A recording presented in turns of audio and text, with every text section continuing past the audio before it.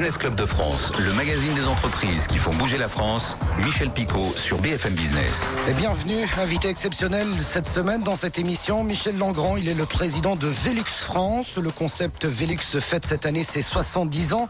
L'occasion de découvrir cette entreprise très connue des Français, mais dont on sait peu de choses finalement sur son histoire et ses projets. Autre projet avec 2 premières mondiales dans les dom-toms. Nous irons en Martinique pour découvrir une nouvelle centrale électrique à énergie thermique des mers et une autre première mondiale sur l'île de la Réunion, cette fois-ci pour parler de biocarburant à partir d'algues spéciales. Et ce nouveau biocarburant pourrait bien alimenter demain les moteurs d'avion. Tout en programme. Bienvenue dans ce 132e numéro de Business Club de France. Il y a des entreprises dont on a toujours un peu de mal à identifier son pays d'origine. Prenons l'exemple de Velux. Pour les Français, l'entreprise est française. Pour les Allemands, elle est allemande. Et on pourrait multiplier ainsi les exemples. Michel Langrand, bonjour. Bonjour. Vous êtes le président de Velux France. Alors, où est né Velux ? Alors, Velux, son origine est danoise. La personne qui a créé Velux, c'est un ingénieur danois qui l'a créé comme vous le disiez, Velux a 70 ans, donc en 1941, et qui a créé Velux France en 1964. Voilà, alors je vais essayer de me lancer dans le nom de cet ingénieur danois. Il s'appelle Willem Kahn Rasmussen. Exact. Pardon pour la prononciation. On est en 1941 lorsqu'il invente le concept, et pour être très précis, c'est 1942 lorsqu'il crée la marque, puisque Velux vient de V pour ventilation et Lux pour le mot latin lumière, c'est ça ? Exact. Voilà. Exact, oui, alors, tout à fait. Cette invention est venue comment finalement ? Je crois qu'il y a plusieurs choses. Il avait une volonté d'entreprendre, il était ingénieur, et en même temps, il avait cette vision de produire un produit qui soit économique et qui permette, dans une période où il y avait une crise de l'immobilier, puisque une grosse part de la ville de Copenhague avait été bombardée, dans une période où il y avait des difficultés à avoir des emplois, de trouver un produit économique qui apporte de la lumière et de l'air frais dans les greniers non aménagés, afin de trouver des possibilités d'avoir des espaces de vie économiques et accessibles pour des personnes à faibles ressources. Ouais, mais totalement révolutionnaire à l'époque, vous le dites, on est pratiquement pendant la Seconde Guerre mondiale et on va sortir là quelques années après. L'entreprise existe toujours. C'était très innovant à l'époque quand même. C'était extrêmement innovant et il a travaillé le produit en l'optimisant pour faire en sorte qu'on puisse le manœuvrer avec une grande ergonomie, toujours de l'intérieur, sans se projeter sur l'extérieur. Et puis très rapidement, puisque en France, nous avons été, dès l'origine, nous avons lancé le produit avec un double vitrage, ce qui était déjà révolutionnaire en 1964. Ouais, alors juste avant, en 1952, pour noter 2 autres dates importantes, l'entreprise s'étend à l'international, en commençant par l'Allemagne. Et vous le disiez, 1964, donc ouverture de la société de commercialisation des fenêtres de toit Velux en France. Comment a grandi Velux France ? À quoi ressemble Velux France aujourd'hui finalement ? Écoutez, Velux en France, c'est une entreprise qui emploie près de 1000 personnes avec 4 sites industriels et puis une société de commercialisation qui est la société Velux dont vous parlez, que vous connaissez. C'est une société qui a sans cesse cherché à construire son leadership par l'innovation. Donc nous avons créé beaucoup de nouveaux produits et constamment nous avons un certain nombre de brevets actifs, puisque aujourd'hui le groupe possède près de 1500 brevets actifs liés à l'ensemble de nos produits. Ouais. L'innovation, c'est ce qui a été le moteur de ces 70 années de succès pour Velux.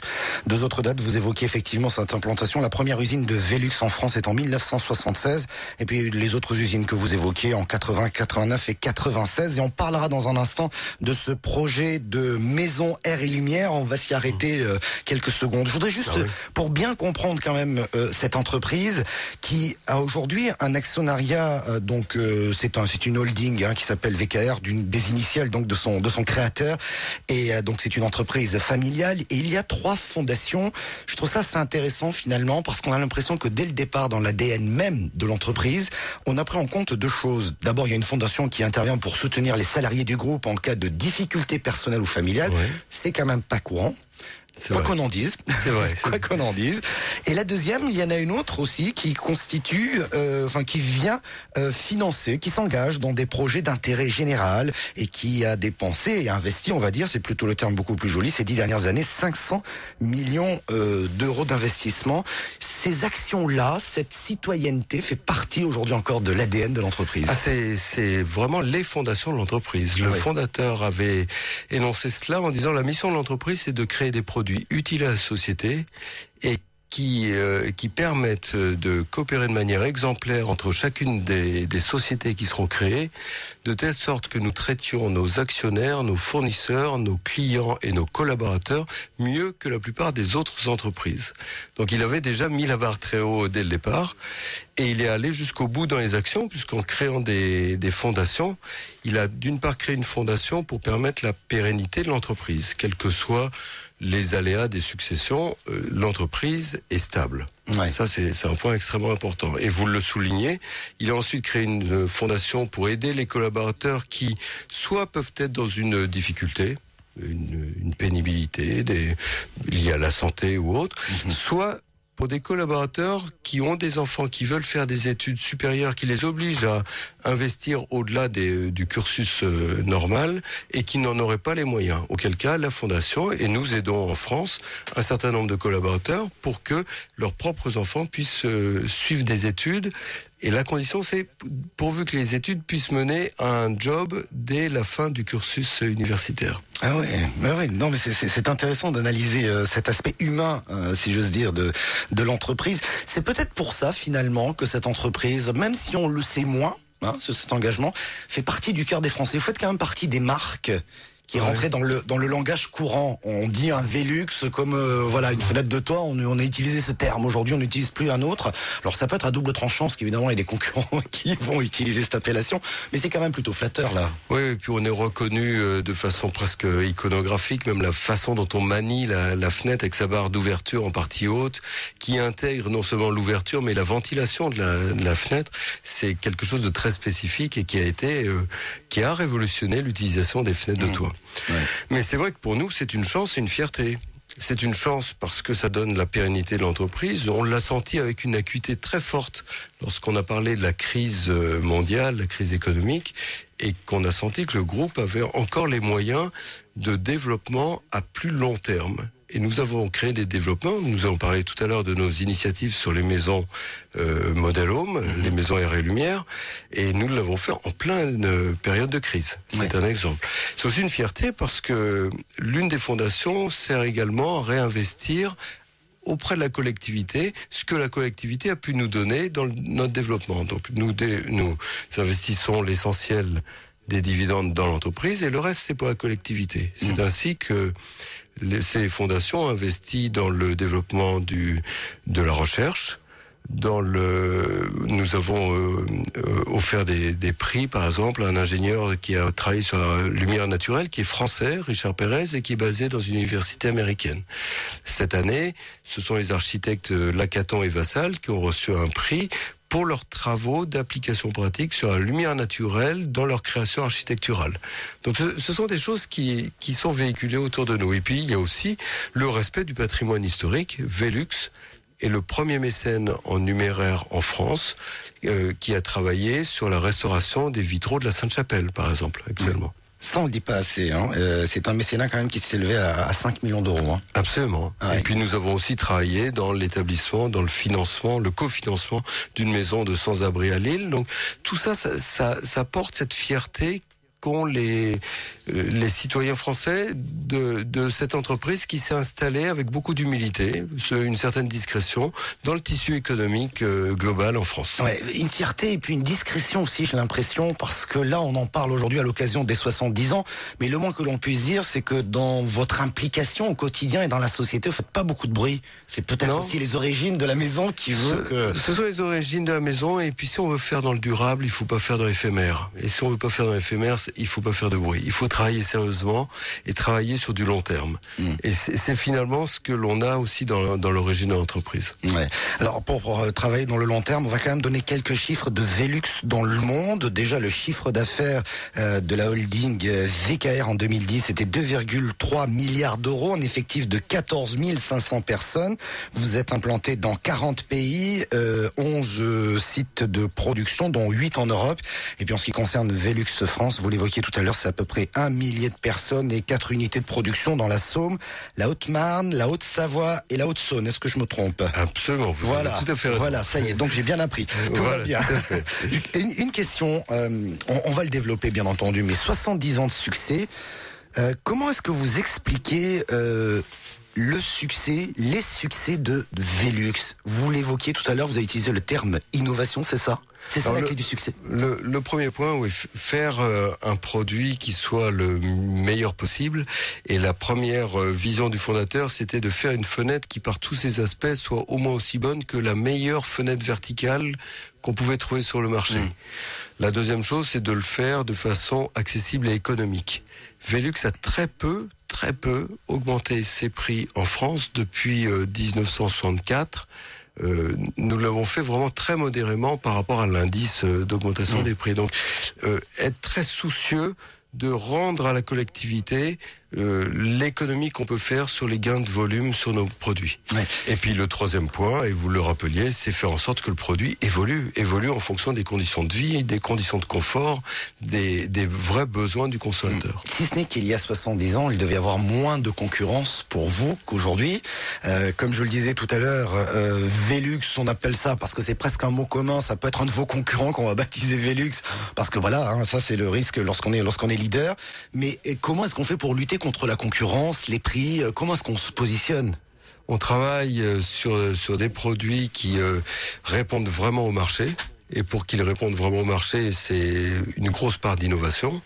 Ensuite, nous faisons en sorte que nos produits soient le plus économiques possible et puis qu'ils soient une garantie pour le consommateur. Lorsque vous mettez une fenêtre de toit sur un toit, c'est pratiquement pour votre vie dans l'habitat.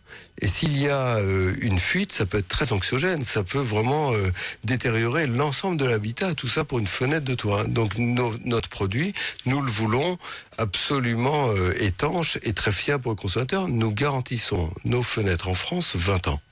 C'est-à-dire la durée du temps que vous allez occuper dans cet habitat. Ouais, alors au-delà des fenêtres, on va parler dans un instant de cette maison sur laquelle vous travaillez, une maison air et lumière. Vous restez avec nous, Michel Langrand, président de Velux France.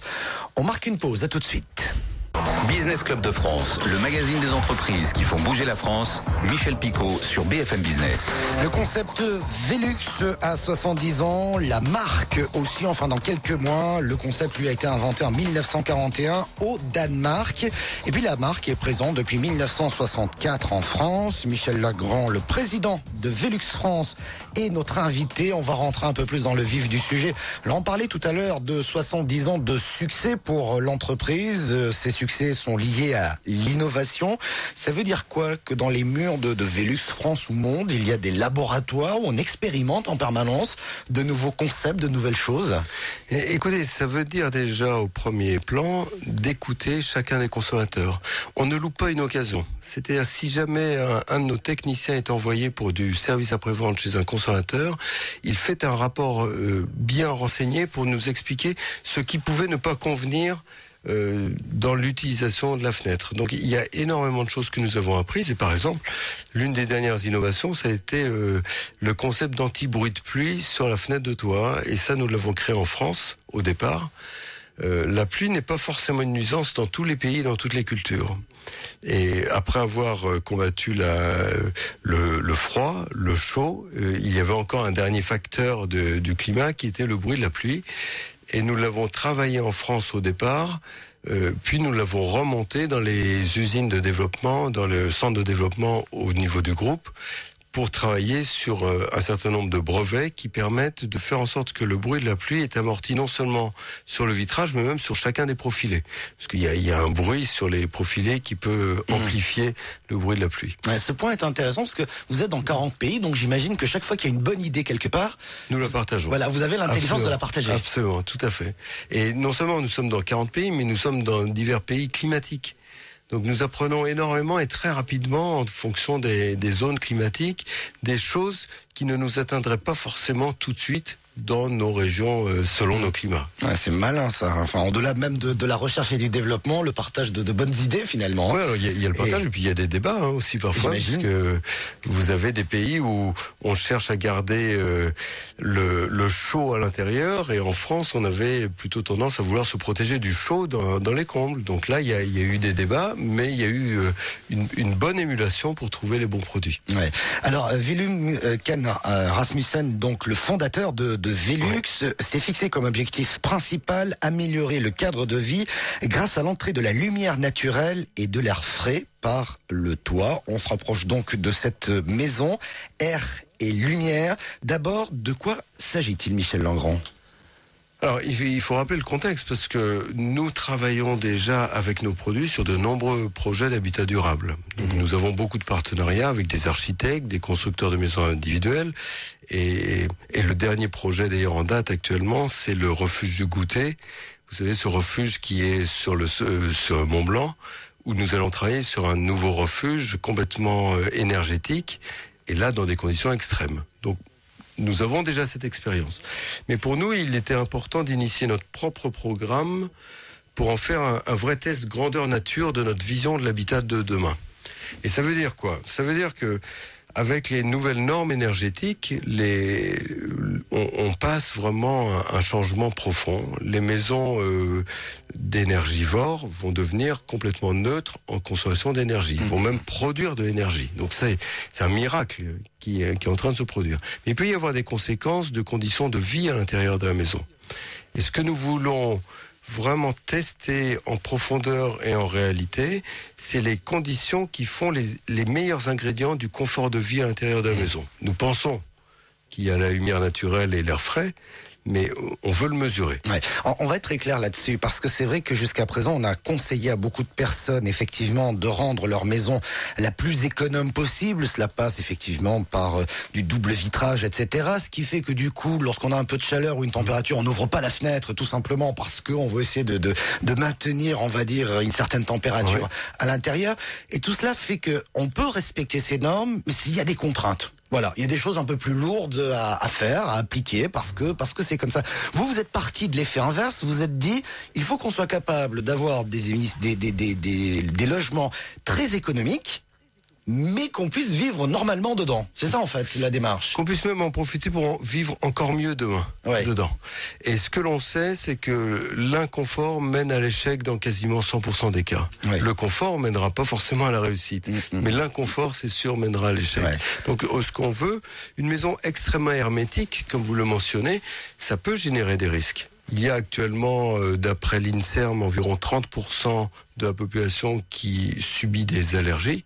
Imaginez d'être plongé dans un milieu complètement hermétique, ce que ça peut donner pour des personnes qui sont allergiques. Invivable. Ça peut être difficile. Invivable. Alors, juste quand même qu'on comprenne bien cette maison. D'abord, Velux, vous n'êtes pas un constructeur de maison. Non, il faut que ça soit très clair. Hein. Absolument. Vous n'êtes pas en train de faire ce métier-là. Et nous ne le serons pas. Et vous le ferez pas. En revanche, vous avez contribué comment ? Vous avez réfléchi avec des architectes et vous vous êtes dit, voilà, selon nous, comment une maison air et lumière pourrait être confortable et respecter ces normes ? Notre mission, là aussi, ça rejoint un peu la philosophie de l'entreprise. Ça pourrait presque être pris en charge par la fondation. C'est de réfléchir à très long terme sur, par rapport à cet habitat qui va devenir plus énergétique, ça c'est une bonne chose. Comment faire en sorte de privilégier le confort de vie à l'intérieur de cette maison. Et on va y réfléchir avec différents climats. Donc c'est une initiative du groupe qui va être liée en France avec d'autres initiatives que nous allons mener en Allemagne, en Autriche, en Écosse et au Danemark. Certaines ont déjà avancé et la nôtre va prendre corps en septembre. Là aussi, vous échangez les bons tuyaux entre pays. Et là, on va les partager même avec chacun d'entre vous. Ouais. C'est-à-dire qu'il va y avoir des blogs parce que nous ne savons pas exactement sur quoi nous allons déboucher. Ce que nous savons, c'est un certain nombre de fondamentaux qu'il faut mettre en place dans cette maison. Il faut que le toit en pente, qui est un symbole d'humanisation des villes et de l'habitat, doit rester. Il doit, lui qui était source de 30% des déperditions énergétiques dans le passé, doit devenir un réceptacle capteur de l'énergie. Dans l'énergie, c'est l'énergie la plus facile à capter, c'est le soleil, la chaleur et la lumière et la ventilation qui peuvent passer à travers le toit. Ensuite, nous allons avoir un protocole de mesure en partenariat avec le CSTB qui va nous permettre de surveiller cette maison et de la mesurer au fil de la journée pendant 1 an. Le CSTB en 2 mots? Le centre scientifique et technique du bâtiment. D'accord. Qui va être en partenariat avec nous pour mesurer tous les ingrédients qu'on aura mis dans cette maison pour s'assurer que ça contribue bien à des éléments de confort. Et puis nous allons inviter une famille à vivre dans cette maison pendant 1 an. Et c'est là l'innovation.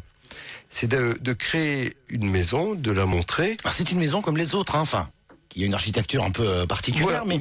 mais qui ressemble à toutes les autres maisons. Hein, Absolument. voilà, hein. Nous avons sollicité des architectes, mais en respectant ce qui fait la maison traditionnelle, avec des toits en pente, avec des toits modulaires, qui peuvent jouer en fonction des inclinaisons de l'ensoleillement, mais qui apportera le meilleur ensoleillement possible. Donc il y aura 30% de surface vitrée, ça c'est beaucoup. Oui. Et ce sera fait avec des partenaires actuels pour utiliser le plus possible de produits contemporains, là aussi pour rester le plus proche possible d'un souci économique. Pas faire une maison prototype qui soit trop chère, hors de proportion au niveau de prix. Ouais. Alors vous disiez qu'il y a une famille, donc alors juste quand même qu'on précise bien, le prototype est en cours de construction actuellement en région parisienne, je crois. Le prototype est en cours de construction actuellement en région parisienne et déjà on peut apprendre, puisque nous avons mis en ligne un site qui permet de voir sa construction et qui a un blog pour permettre d'échanger déjà avec la population pour suivre cette évolution du chantier. Alors il y a une famille qui va habiter là-dedans. Elle va rester combien de temps? Il y a une famille qui va... Alors, pendant les 6 premiers mois, nous allons déjà faire tous les protocoles de mesure. Et ensuite, nous inviterons une famille qui vivra pendant 1 an dans la maison. Donc les 4 saisons, si j'ose dire, par définition, et c'est une manière de voir comment on vit dans une maison comme ça, basée sur l'air et la lumière. Exactement, et ça je crois que c'est véritablement unique. Ça a peut-être déjà été fait, mais on n'en a pas retrouvé trace en tout cas, et ça nous permettra vraiment d'analyser chacun des composants de cette maison pour sentir ce qu'il nous faut renforcer, ce qu'il faut peut-être protéger, et on va le discuter en grande transparence. Donc on apprendra aussi les choses qui peuvent être des nuisances dans cette maison. La finalité pour vous de participer à une telle opération, c'est quoi? C'est sortir des matériaux, des concepts de fenêtres ou des choses comme ça nouvelles, ou c'est peut-être demain aussi de vous engager pleinement dans, j'ai dit bien la conception et non pas la construction, mais la conception de maisons, allez, on va dire du 21e siècle? Nous réfléchissons beaucoup avec des partenaires comme les architectes notamment sur la construction des maisons du futur. Et il ne faut pas raisonner juste dans un seul sens. Et aujourd'hui, les normes sont là pour faire progresser l'habitat du futur, mais progresser sur le plan technique et sur le plan thermique. Réfléchir ensemble pour progresser sur le plan du confort de vie, c'est quelque chose de beaucoup plus abstrait finalement et sur lequel nous n'avons pas modélisé techniquement. Oui. Et pour nous, la finalité, ça sera d'offrir des produits qui offrent un plus grand confort tout en respectant la planète, parce qu'ils seront beaucoup plus énergétiques. Ouais. Et sur lequel j'ai l'impression qu'il y a un peu moins d'études, parce qu'effectivement, lorsqu'on parle de maisons du futur, on parlait de matériaux, de protection, d'isolation, de tout ce que vous voulez, mais on oublie souvent qu'il y a des gens qui habitent dedans. Oui. C'est une donnée qui apparaît très peu finalement. Il y a finalement 3 axes. Il y a l'axe thermique, il y a l'axe du prix. C'est-à-dire que si on met des composants qui deviennent trop chers, la maison coûtera tellement cher qu'on sera obligé de la faire plus petite, ce qui serait quand même dommage. Et il y a l'espace à vivre à l'intérieur de cette maison, et les familles ont formidablement changé. D'ailleurs, lorsqu'elles occupent aujourd'hui des bâtiments anciens, la première chose qu'elles font, c'est de modifier l'espace et modifier les pièces.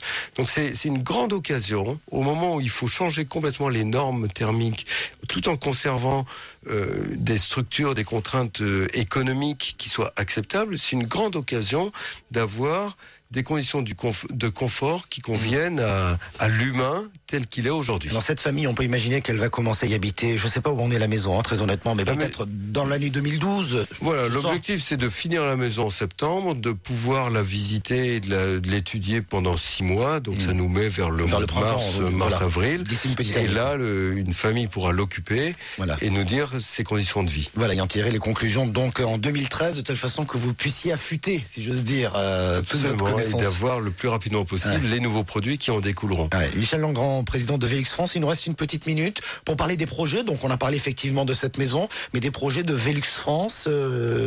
Quelle est votre actualité ? La première actualité, on parlait de la lumière et de l'air frais à travers le toit. Jusqu'à présent, c'était très souvent la lumière par le toit en pente. Aujourd'hui, nous avons développé aussi des produits complètement énergétiques qui sont sur des toits plats. Pourquoi ? Tout simplement parce que si on doit faire des extensions de maison, et de plus en plus on est astreint à faire des extensions de maison sur des petites parcelles, c'est très difficile de mettre des fenêtres verticales parce que vous avez des vis-à-vis. Et donc, nous pouvons apporter une lumière par le toit tout en étant complètement énergétique. Ça, c'est une première actualité. Puis la deuxième, c'est faire en sorte que la façade, la 5e façade, qui est le toit, devienne une façade active, c'est-à-dire avec des capteurs intelligents d'ensoleillement et de chaleur. Cela permet de descendre les stores, remonter les volets et d'avoir les meilleures conditions de climat possibles à l'intérieur de cette maison. Voilà qui est dit. Lorsqu'on parlait de cette maison Air et Lumière, c'est peut-être une première mondiale. On va parler d'autres premières mondiales dans un instant, puisque nous irons en Outre-mer pour voir effectivement comment on fait du biocarburant à partir d'algues tout à fait spéciales. C'est notre dossier dans un instant. Merci beaucoup, Michel Langrand, d'être venu nous voir. Merci à vous. Je rappelle que vous êtes le président de Velux France et nous revenons juste après les infos sur BFM Business. À tout de suite. Jusqu'à 16h, voici bien sûr la deuxième demi-heure de Business Club de France présentée par Michel Picot. Business Club de France, le magazine des entreprises qui font bouger la France. Michel Picot sur BFM Business. Et comme c'est l'année de l'outre-mer en métropole, nous allons découvrir des entreprises qui font bouger la France, mais qui sont peut-être loin de la métropole. Mais en tout cas, ce sont des patrons ultramarins très dynamiques. Et nous irons dans cette émission notamment à La Réunion. Puis nous verrons ce qui se passe notamment du côté de la Martinique. Et à Paris, nous sommes avec Daniel Yerso. Bonjour. Bonjour Michel. Vous dirigez Outre-mer Network. Alors les auditeurs de BFM Business vous connaissent, mais pour celles et ceux qui viennent de nous rejoindre, peut-être un petit mot sur Outre-mer Network. Oui, un groupement d'entrepreneurs ultramarins qui vise à mettre en lumière un peu la dynamique entrepreneuriale, que ce soit dans l'Hexagone ou en Outre-mer. Donc on accompagne les porteurs de projets, c'est de la mise en relation avec les financeurs ou les structures qui accompagnent le développement des entrepreneurs. Ouais. Alors si nous avons le plaisir de vous inviter régulièrement sur cette antenne, c'est tout simplement, et on va le dire très, très clairement, c'est que les médias métropolitains oublient un peu trop souvent le dynamisme des entreprises ultramarines. Nous avons 2 exemples dans un instant qui sont très intéressantes. Et nous, on va s'intéresser, vu de métropole, je dis nous, c'est pas le cas sur BFM Business, mais on va regarder ces pays, ces territoires, ces départements d'outre-mer uniquement pour parler de vacances ou pire pour parler de conflits sociaux durs. Et on arrêtera nos clichés là souvent. Et c'est ce qui pèse un peu finalement. Oui, et puis c'est aussi notre responsabilité de venir voir les médias et de parler d'une autre outre-mer. Donc c'est tout à l'honneur de BFM Business et de votre émission de nous accueillir et nous permettre de communiquer sur cette dynamique entrepreneuriale qui existe, qui permet de dire que l'outre-mer crée de la valeur ajoutée, crée de l'excellence et surtout crée de l'innovation, comme on va le voir tout à l'heure. Ouais, juste un petit mot, c'est l'année de l'outre-mer en métropole. Est-ce que cela a permis peut-être un peu de modifier l'image des dom-toms aux yeux des métropolitains et des médias métropolitains? C'est peut-être un peu tôt pour le dire. Bon, c'est vrai qu'il y a eu beaucoup de culturel et peut-être pas assez d'économique, ça va venir. Mais en tout cas, nous nous efforçons d'ouvrir les portes et nous sommes très très bien accueillis dans beaucoup de groupements d'entrepreneurs maintenant, que ce soit hexagonaux ou européens. Ouais, alors là, on va parler pratiquement de 2 premières mondiales. Allez, nous partons pour l'île de la Réunion pour découvrir Laurent Blériot. Bonjour. Bonjour Monsieur Picot, bonsoir à tous sur le plateau. Bonsoir. Alors, vous êtes le cofondateur de BioAlgostral. Avant d'entrer dans le détail, juste en un mot, quelle est l'activité principale de l'entreprise ? Alors, BioAlgostral, en un mot, c'est une jeune entreprise en biotechnologie des microalgues dont l'objectif est de produire et valoriser des microalgues, avec notamment un projet phare que nous avons qui est la production de biocarburants à partir de microalgues. Voilà, et la valorisation également des coproduits issus de cette production. Alors vous nous direz où est-ce que vous en êtes, parce que je crois que ça a très très bien avancé et vous risquez de surprendre beaucoup de monde. Alors, je dirais presque à l'autre bout du monde, même s'il partage sa vie peut-être entre la Martinique, la Réunion, je crois que même c'est le cas à Tahiti et Paris. Frédéric Lelidec, bonjour. Oui, bonjour. Vous êtes le directeur de l'incubateur des énergies marines renouvelables au sein du groupe DCNS. Et donc, je le disais, après la Réunion, vous venez de signer il y a quelques mois avec la Martinique pour la mise en place d'une centrale pilote d'énergie thermique des mers. On va en parler, mais juste pour bien qu'on comprenne un petit peu de quoi il s'agit, un petit mot rapide sur les activités de DCNS. Alors, DCNS est un groupe leader mondial dans les systèmes navals de défense et depuis peu un innovateur dans l'énergie. Et pour ma part, je travaille donc sur cette transition vers l'énergie. Alors, énergie, donc c'est production d'électricité à partir de centrales totalement innovantes. Ah, totalement, oui. Ouais. Alors quand on parlait effectivement de deux premières mondiales, elles sont dans les dom-toms, on va les détailler bien entendu, mais c'était juste pour vous dire sur les quelques premières minutes de ce dossier spécial, ce que l'on pouvait effectivement découvrir dans le dynamisme. Allez, retour sur l'île de la Réunion, Laurent Blériot, premier centre européen de production de biocarburants à base donc de micro-algues, c'est ce que fait votre entreprise. Alors quel type d'algues très précisément et pour quelle finalité ? Alors l'objectif en fait est de pouvoir valoriser la biodiversité de l'océan Indien. La biodiversité de l'outre-mer, c'est 80% de la biodiversité française. Donc on est présent grâce à l'outre-mer sur la quasi-totalité des océans. Et à La Réunion, donc de par notre positionnement, nous avons une biodiversité exceptionnelle et nous sommes partis donc de souches locales qui sont riches en huile, de façon à pouvoir permettre d'optimiser une production de microalgues et de pouvoir, en résumé, de pouvoir utiliser la fraction lipidique de ces microalgues et de transformer cette huile en biocarburant. Alors c'est oui. Oui. Alors ça, dans des photobioréacteurs, en fait, c'est une technologie un peu particulière que nous utilisons. Nous n'utilisons pas de bassin ouvert, mais ce qu'on appelle des photobioréacteurs, donc de nouvelle génération, qui permettent de produire un biocarburant au prix du marché. Donc c'est le gap technologique que nous sommes en train de passer. Mais même, je crois, en m'étant documenté un petit peu sur votre entreprise, votre biocarburant devrait pouvoir faire tourner des moteurs de voitures ou d'avions, on va en parler, mais sans modification. Exactement. Donc l'objectif était de pouvoir produire cette huile qui sera ensuite transformée en algo-diesel ou en jet fuel et tout cela, donc sans modification moteur, effectivement. Alors j'imagine que vous avez fait déjà beaucoup de tests. Où est-ce que vous en êtes aujourd'hui ? Alors aujourd'hui, donc concrètement, on a partenarisé, on a créé une joint venture avec une société allemande qui est une société leader sur la production de microalgues, donc la société IGV, et qui a permis une première mondiale l'année dernière en partenariat donc avec le groupe EADS de faire décoller un premier avion avec un plein à 100% microalgues. Et donc nous avons rencontré cette société grâce à une agence locale qui est l'agence de développement qui nous a mis en relation avec cette entreprise et qui donc une synergie forte est née. Donc ils ont vu effectivement l'intérêt de l'outre-mer. Très rapidement, les Allemands ont vu l'intérêt donc notamment du climat, la zone intertropicale, le fait que nous ayons une plateforme européenne de recherche donc qui s'appelle le CIROA, donc des investissements forts de l'Europe et de la France qui ont été faits sur le territoire réunionnais, et une équipe, un laboratoire, donc au travers du Algue Austral, qui disposait des compétences pour ensemble aller plus loin. Donc c'est un vrai projet, une synergie européenne. Donc la Réunion a su attirer des compétences européennes et des groupes internationaux, donc français, leaders sur leur thématique. Alors vous allez nous parler de votre feuille de route là, parce que maintenant j'ai l'impression que tout s'accélère et c'est quand même assez extraordinaire. Une entreprise de la Réunion qui pourrait remplir les réservoirs d'un avion de biocarburant, c'est quand même assez unique et c'est une belle première. Frédéric Lelidec, vous aussi vous êtes dans les grandes inventions, dans les grandes innovations. On va revenir à cette centrale d'énergie thermique des mers. C'est quoi précisément ces centrales ?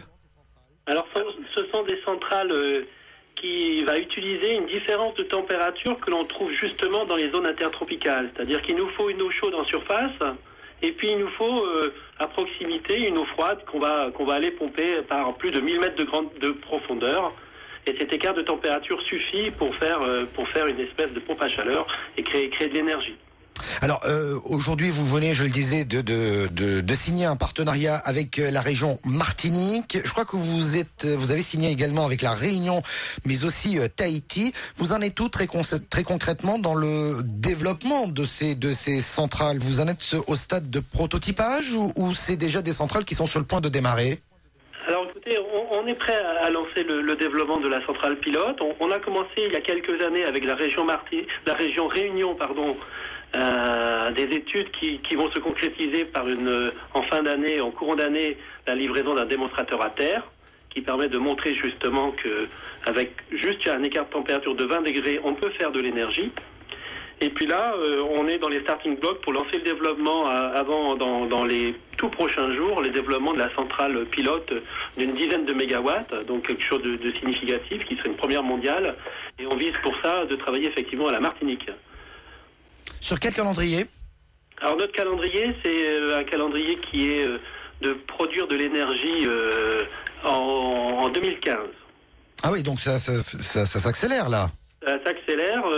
Au monde, il y a deux compétiteurs, un géant américain, Lockheed Martin, et DCNS, et nous sommes tous les deux sur le même calendrier.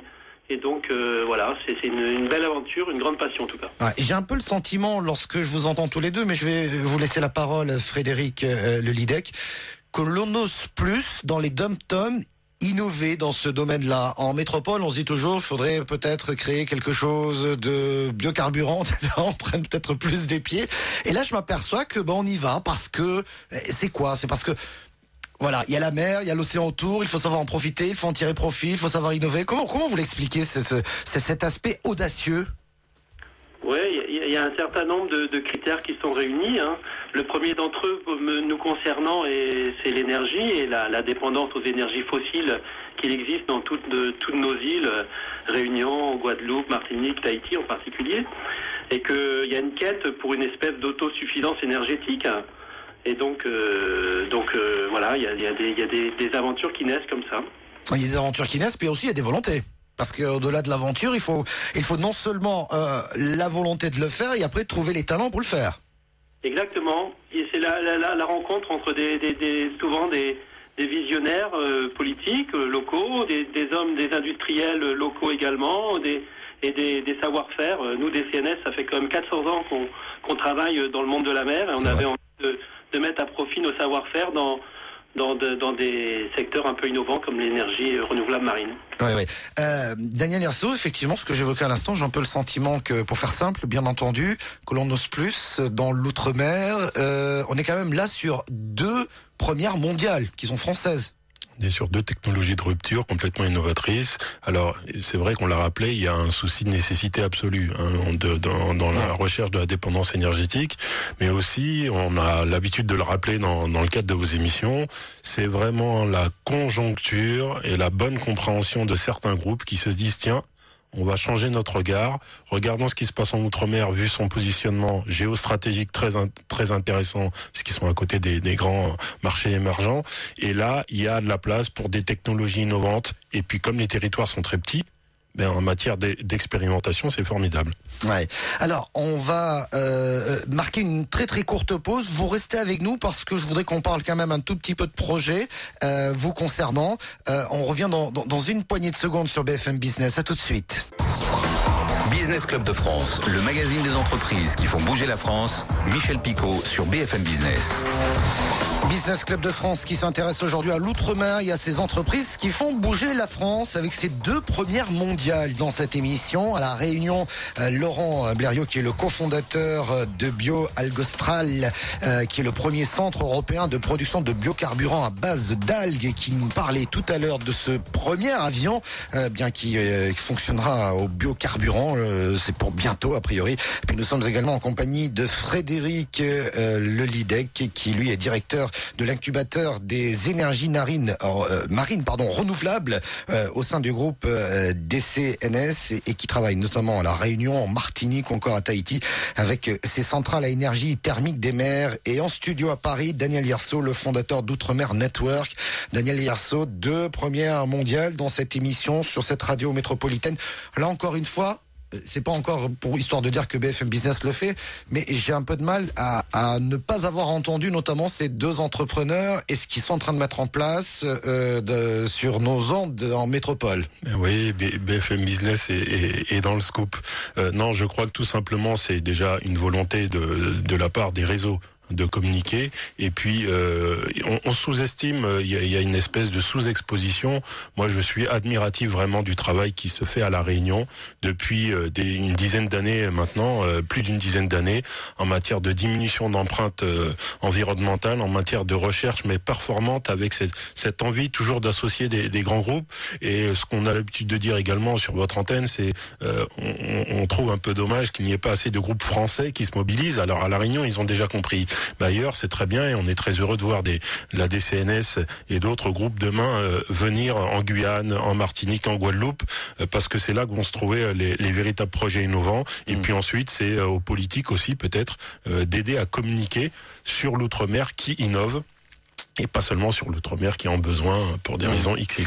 Ça veut dire que, est-ce qu'il y a des grands groupes non français, non métropolitains, qui s'intéressent de plus en plus à ces territoires, du fait de leur situation géographique, du fait du potentiel, comme à La Réunion, on va en parler tout à l'heure, qui regardent peut-être avec beaucoup plus d'intérêt que ce que peuvent faire... je sais, la question va vous embarrasser, je vous vois tout de suite. Non, ça m'embarrasse pas, mais je souris, parce qu'on a un exemple, monsieur Laurent Blériot va en parler, mais voilà, Bioalgostral, c'est l'exemple typique.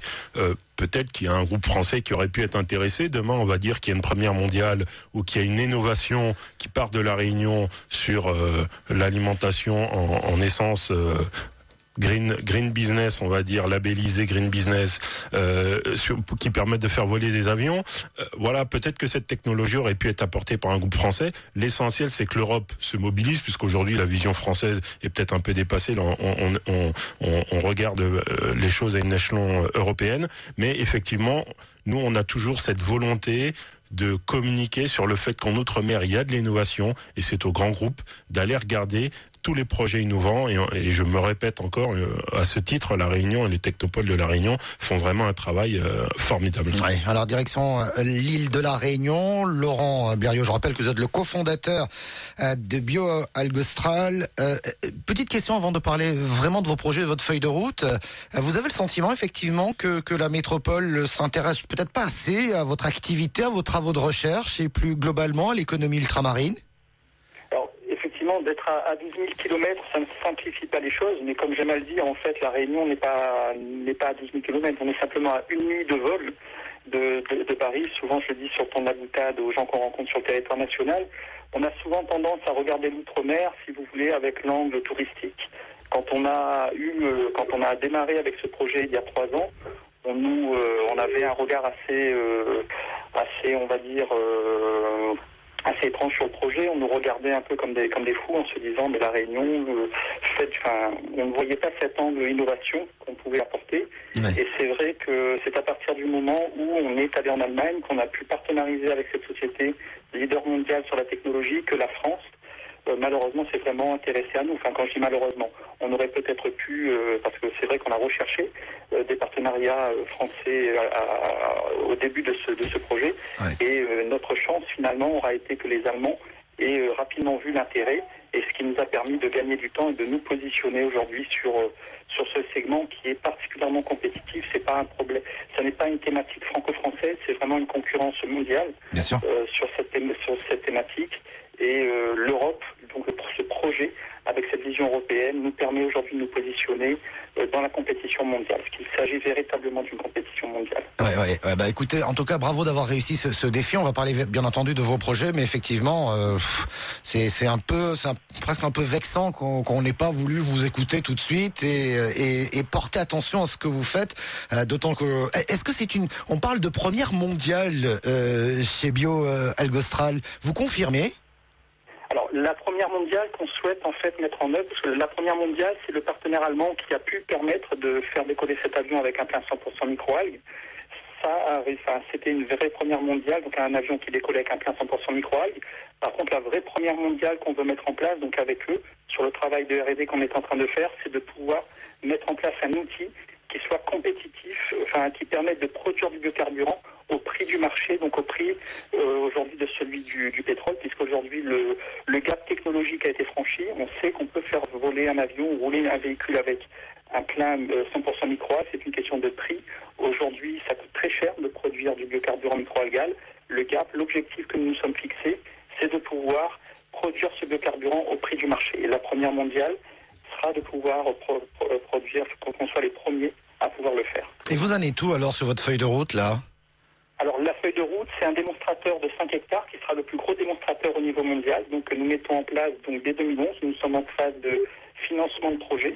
Donc on se positionne notamment sur les investissements d'avenir puisque la France est en train de vouloir rattraper son retard en ayant mis le focus sur les microalgues et les biocarburants de 3e génération afin de pouvoir mettre en place donc le premier démonstrateur, le plus gros démonstrateur de 5 hectares, puisque c'est l'objectif que nous nous sommes fixés, de pouvoir avoir une unité de production sur 5 hectares.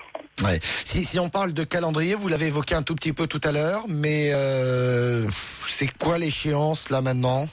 Alors, on en est aujourd'hui au stade pré-industriel, parce qu'on n'a pas attendu pour mettre en place, pour démarrer déjà les travaux. Ça fait 3 ans qu'on a démarré, donc on dispose aujourd'hui d'outils pré-industriels. Donc l'étape, ça va être installation des 2000 premiers mètres carrés, donc dès 2011-2012. Donc là, nous sommes en train de boucler, nous sommes en phase de bouclage financier pour la première étape, donc qui va être une étape sur 2011-2014. Et ensuite, donc une étape qui va démarrer pendant cette phase sur l'extension de la nouvelle technologie, puisqu'il s'agira d'une nouvelle technologie qui sera mise en place et qui, elle, sera industrialisable à partir de 2017. Voilà, et ça veut dire que la Réunion sera le territoire test pour tous les véhicules et avions qui pourront utiliser ces produits ? Oui, alors notre objectif, en fait, il est double. Il est localement de pouvoir répondre à notre autonomie énergétique, puisque la Réunion s'est fixée comme objectif l'autonomie énergétique à l'horizon 2030, donc de pouvoir localement répondre à la commande européenne qui impose un additif biocarburant dans les carburants classiques, donc de pouvoir fournir localement notre biocarburant. Alors l'ambition n'est pas de devenir un centre mondial de production de biocarburant, mais par contre de à la fois répondre à notre autonomie énergétique et de disposer d'une vitrine technologique qui nous permette ensuite d'exporter cette technologie là où le foncier n'est pas problématique et se rapprocher des centres de consommation de ces biocarburants. Ouais. Bravo en tout cas, bravo. Restez avec nous encore 2 petites minutes. Frédéric Lelydec, voilà, j'ai donné la parole un peu plus longtemps à Laurent Bériot, mais je veux vous la donner maintenant pour qu'on voit aussi un petit peu, vous, quelle est votre feuille de route et les projets à venir. Juste un petit mot par rapport à ce qu'on évoquait tout à l'heure. Effectivement, vous êtes un grand groupe qui s'intéresse au Dom-Tom.